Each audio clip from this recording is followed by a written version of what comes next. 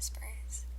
Today I have Love That Dog by Sharon Creech. And it's a novel, but it's a novel with a bunch of poems. Kind of looks like that. But I thought I would just start reading from the beginning.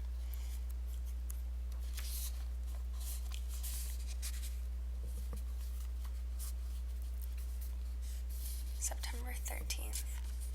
I don't want to because boys don't write poetry. Girls do. I tried. Can't do it. Brain's empty. I don't understand the poem about the red wheelbarrow and the white chickens and why so much depends upon them. If that is a poem about the red wheelbarrow and the white chickens, then any words can be a poem. You've just got to make short lines. Do you promise not to read it aloud? Do you promise not to put it on the board? Okay, here it is.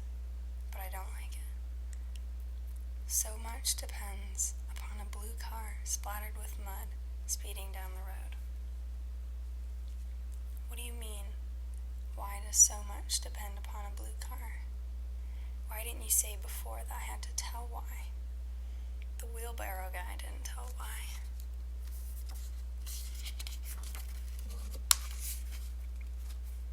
What was up with the Snowy Woods poem you read today? Why doesn't the person just keep going if he's got so many miles to go before he sleeps? And why do I have to tell more about the blue car splattered with mud speeding down the road? I don't want to write about that blue car that had miles to go before I slept. So many miles to go in such a hurry.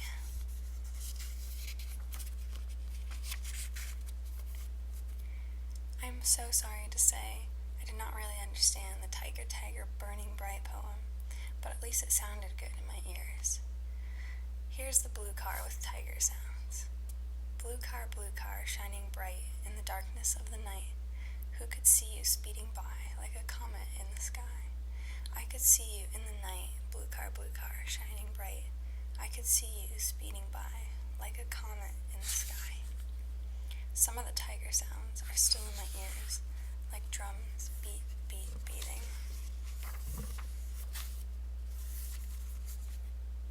Yes, you can put the 2 blue car poems on the board, but only if you don't want to put my name on them. They look nice typed up like that on blue paper, on a yellow board, but still don't tell anyone who wrote them, okay? And what does anonymous mean? Is it good?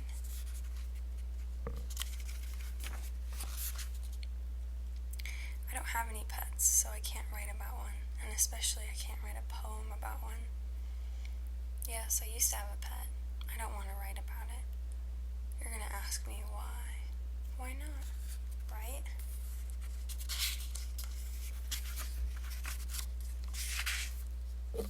Pretend I still have that pet? Can't I make up a pet? A different one? Like a tiger or a hamster, a goldfish, turtle, snail, worm, flea? I liked those small poems we read today.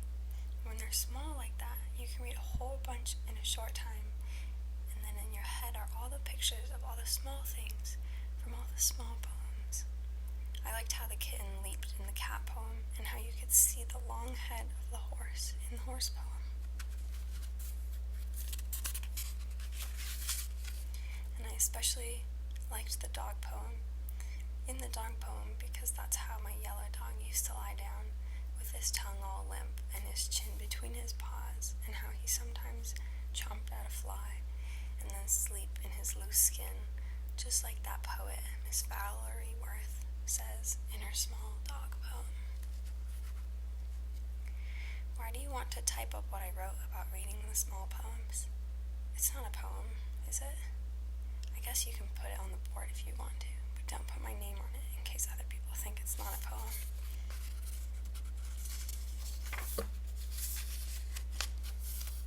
I guess it does look like a poem when you see it typed up like that, but I think maybe it would look better if there was more space between the lines, like how I wrote the first one. picture of the yellow dog you put beside it. But that's not how my yellow dog looked.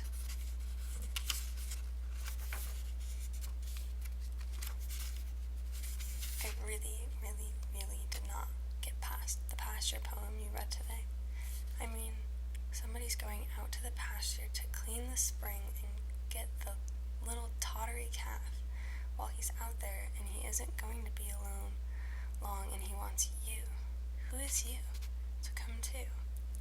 I mean, really. And you said that Mr. Robert Frost, who wrote about the pasture, was also the one who wrote about those snowy woods and the miles to go before he sleeps. Well, I think Mr. Robert Frost has a little too much time on his hands.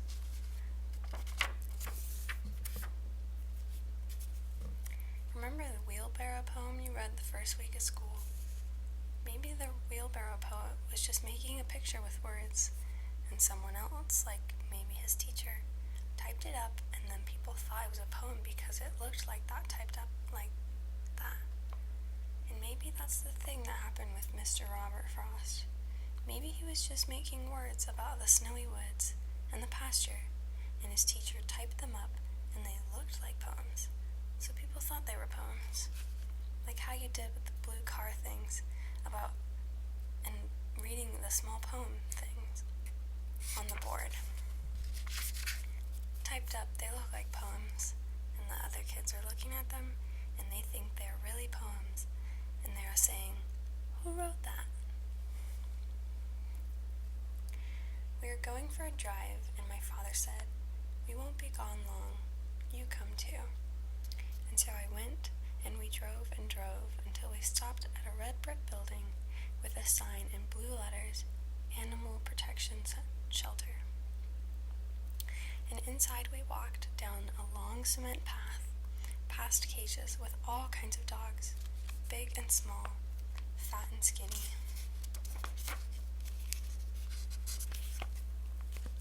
Some of them hiding in the corner, but most of them barking, and jumping up the wire cage as we walked past, as if they were saying, me, choose me, I'm the best one."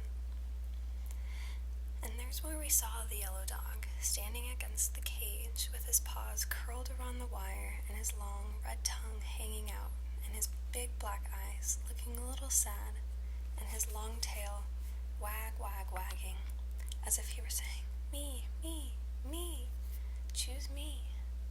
And we did. We chose him. And in the car he put his head against my chest and wrapped his paws around my arm as if he were saying, thank you. And the other dogs in the cages get killed dead if nobody chooses them. Yes, you can type up what I wrote about my yellow dog, but leave off the part about the other dogs getting killed dead because that's too sad.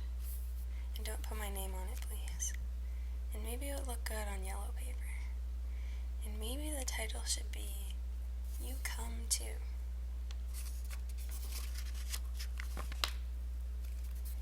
Yes, it looked good on yellow paper, but you forgot, again, to leave more space between the lines like I did when I wrote it. That's okay, though. I like that poem we read today about street music in the city. My street is not in the middle of a city, so it doesn't have that loud music of horns and trucks, clash, flash, screech. My street is on the edge of a city, and it has quiet music most of the time. Wisp, meow, swish.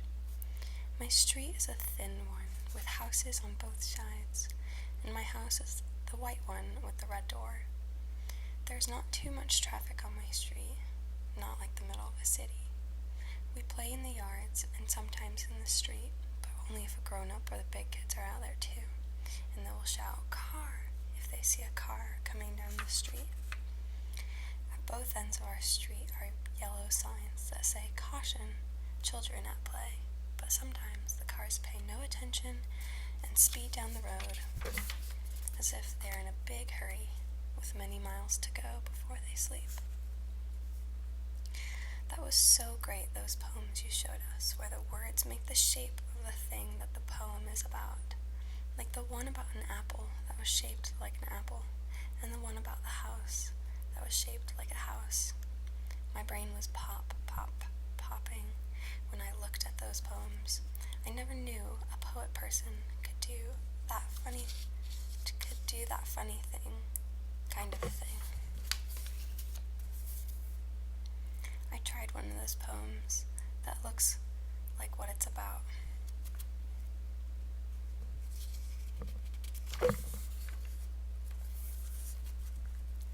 Yes, you can type up the yellow dog poem that looks like a dog, but this time keep the spaces exactly the same and maybe it would look really, really good on yellow paper. Maybe you could put my name on it, but only if you want to. Only if you think it looks good enough. I was a little embarrassed when people said things to me like, "Neat poem, Jack," and "How'd you think of that, Jack?" And I really, really like that one you put up about the tree that is shaped like the tree. Not a fake-looking tree, but a real tree with shaggy branches. But I want to know, who is the anonymous poet in our class? Who wrote that, and why didn't he or she want to put his or her name on it? Was it like me when I didn't think my words were poems? Maybe you will tell the anonymous poet that his or her tree poem is really, really good poem, too.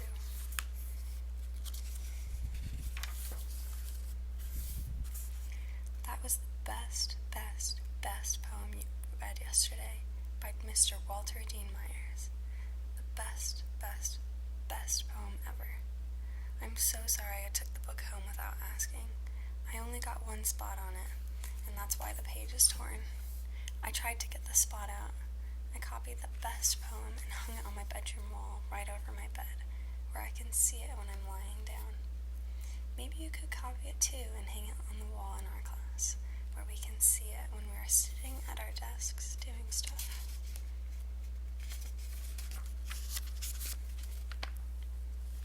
I sure liked that poem by Mr. Walter Dean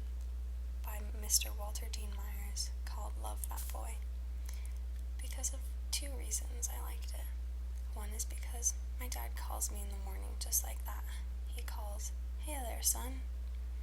And also because when I had my yellow dog, I loved that dog, and I would call him like this. I'd say, "Hey there, Sky." His name was Sky.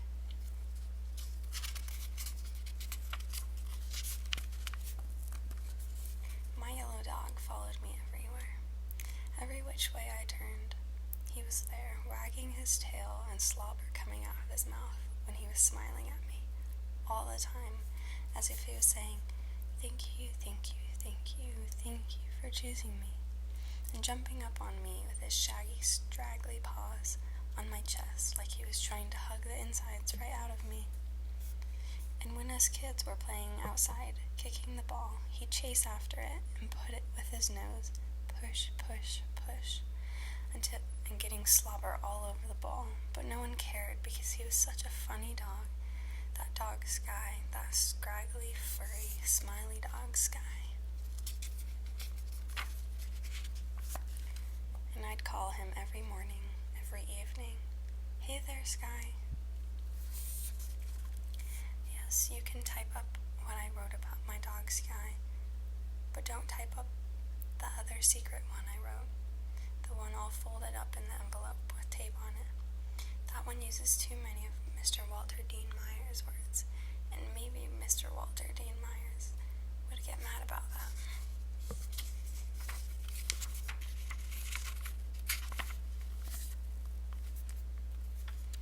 I was very glad to hear that Mr. Walter Dean Myers is not the sort of person who would get mad at a boy for using some of his words. And thank you for typing up my secret poem, the one that uses so many of Mr. Walter Dean Myers' words. And I like what you put on the top, "Inspired by Walter Dean Myers." That sounds good to my ears. No one will think I just copied, because I couldn't think of my own words. They will know I was inspired by Mr. Walter Dean Myers. Don't put it on the board yet, okay? Is Mr. Walter Dean Myers a live person? And if he is, do you think think he could ever come to our city, to our school, to our class? And if he did, we should hide my poem with his words, hide it real good, just in case he would get mad about that. No, no, no, no, no. I can't do it. You should do it. You're a teacher.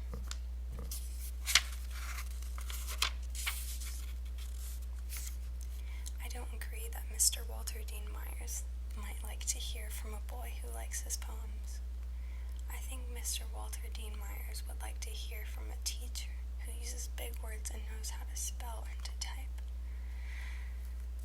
Dear Mr. Walter Dean Myers, you probably don't want to hear from me because I am only a boy and not a teacher, and I don't use big words, and you probably won't read this, or even if you do read it, you probably are way too busy to answer it, let alone to do the thing I'm going to ask you. And I want to know, and I want you to know that's okay, because our teacher says writers are very, very, very busy typing to write their words. And the phone is ringing, and the fax is going, and the bills need paying, and sometimes they get sick. I hope you're not sick, Mr. Walter Dean Myers, or their family gets sick, or their electricity goes off, or their car needs fixing, or they have to go to the grocery store, or do the laundry, or clean up messes. I don't know how you find the time to write your words if you have to do all that stuff, and maybe you should get a helper. So what I'm asking you is this: if you ever get time to leave your house, and if you feel like visiting a school where there might be some kids who like your poems, would you ever maybe think about coming maybe to our school, which is a clean place with mostly nice people in it, I think. And I think our teacher, Miss Stretchberry, would maybe even make brownies for you, because sometimes she makes them for us. I hope I haven't too much stopped you from doing your writing of words and fixing your car and getting groceries and all that stuff. Just to read this letter, which probably is taking maybe 15 minutes, and in that time you could have written a whole new poem, or at least the start of one, and I'm so sorry for taking up your time, and I understand if you can't come to our clean school and read some of your poems to us, and let us see your face, which I bet is a friendly face. My name is Jack, by Mr. Walter Dean Myers. Did you mail it? Did he answer yet? Months? It might take months for Mr. Walter Dean Myers to answer my letter. If he answers it, I don't know, until you explained that the letter has to go to Mr. Walter Dean Myers' publisher company, and then someone at the publisher company has to sort all of the mail, not just my letter, but hundreds and hundreds of letters, to hundreds of authors. All that big mess of mail piled up, and someone sorting all that mail, and then the letters for Mr. Walter Dean Myers go to him, and maybe he's away, maybe he's on vacation, maybe he's sick, maybe he's hiding in a room writing poems, maybe he's babysitting his children or his grandchildren if he's married and stuff, or maybe he has to go to the dentist or get that car fixed, or maybe someone died. I really, really hope someone did not die. So if you ask me, yes, it could take him years to get around to answering that letter. So I guess we'd better just forget about it, not count on it, get it out of our minds, do something else. Forget it.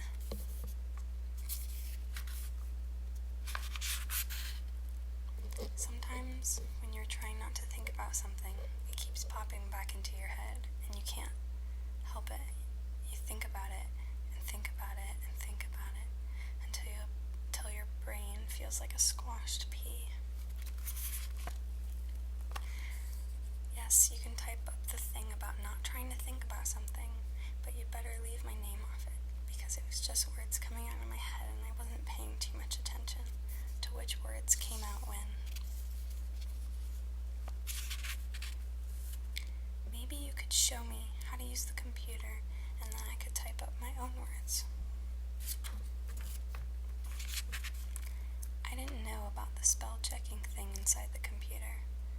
Is it like a miracle little brain in there, a little helper brain? But I'm a slow typer person. Did you say there's a teaching typing thing in that computer too? Will it help me type better and faster? Tap, tap, tap, tap, tap. So my fingers can go as fast as my brain? I typed this up myself. My Sky. We were outside in the street, me and some other kids kicking the ball before dinner, and Sky was chasing, with his feet going every which way and his tail wagging, and his mouth slobbering, and he was all over the place, smiling and wagging and slobbering and making us laugh, and my dad came walking up the street. He was way down there near the end. I could see him after he got off the bus, and he was walking, and I saw him wave, and he called out, "Hey there, son." And so I didn't see the car coming the other way until someone else, one of the big kids, called out, "Car!" And I turned around, and I saw a blue car, splattered with mud, speeding down the road. And I saw Sky going after the ball, wagging his tail, and I called him, "Sky, Sky." And he turned his head, but it was too late because the blue car, splattered with mud, hit Sky, thud, thud, thud, and kept on going in such a fast hurry, so fast, so many miles to go, it couldn't even stop, and Sky was just there, in the road, lying on his side with his legs bent funny, and his side heaving, and he looked up at me, and I said, "Sky, Sky, Sky." And then my dad was there, and he lifted Sky out of the road and laid him on the grass. And Sky closed his eyes, and he never opened them again, ever. I don't know. If you put it on the board and people read it, it might make them sad.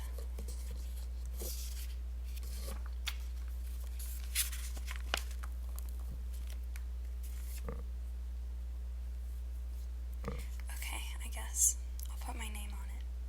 But I hope it doesn't make people feel too sad. And if it does, maybe you could think of something to cheer everybody up. Like maybe with some of those brownies you make. The chocolate ones that are so good. Wow. That was the best news ever. I can't believe it. Mr. Walter Dean Myers is really coming to our school. He was coming out to our city anyway to see his old buddy. And he would be honored to visit our clean school and meet the mostly nice kids who like his poems. We sure are lucky, and that his old buddy lives in our town. Wow. The bulletin board looks like it's blooming words with everybody's poems up there on all those colored sheets of paper, yellow, blue, pink, green, red. And the bookcase looks like it's sprouting books, all of them by Mr. Walter Dean Myers, lined up, looking back at us, waiting for Mr. Walter Dean Myers himself to come to our school, right into our classroom. Wow. I can't wait. I can't sleep.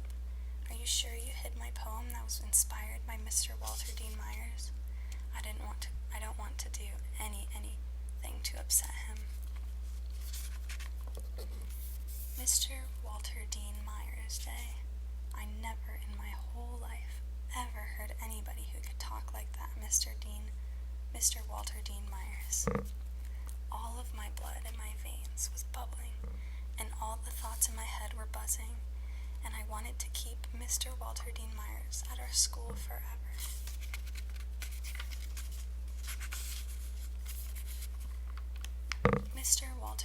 Dear Mr. Walter Dean Myers, thank you 100 million times for leaving your work and your family and your things people have to do to come and visit us in our class, in our school, and in our class.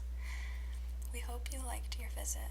We think maybe you did because you were smiling all over the place.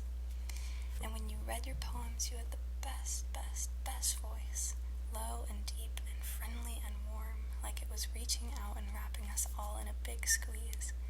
And when you laughed, you had the best laugh I've ever heard in my life, like it was coming from way down deep and bubbling up and rolling and tumbling into the air. We hope we didn't ask you too many questions, but we thank you for answering every which one, and especially for saying that you would be flattered if someone used some of your words, and especially if they added a note they were inspired by Mr. Walter Dean Myers. And it was nice of you to read all of our poems on the bulletin board, and I hope I didn't make you too sad when you read the one about my dog Sky getting smushed in the road. And I think you liked the brownies too, right? Thank you for coming to see us, Mr. Walter Dean Myers. Inside this envelope is a poem using some of your words. I wrote it. It was inspired by you, Mr. Walter Dean Myers. From your number one fan, Jack. Love that dog. Inspired by Mr. Walter Dean Myers. By Jack. Love that dog. Like a bird loves to fly. I said, I love that dog like a bird loves to fly. Love to call him in the morning. Love to call him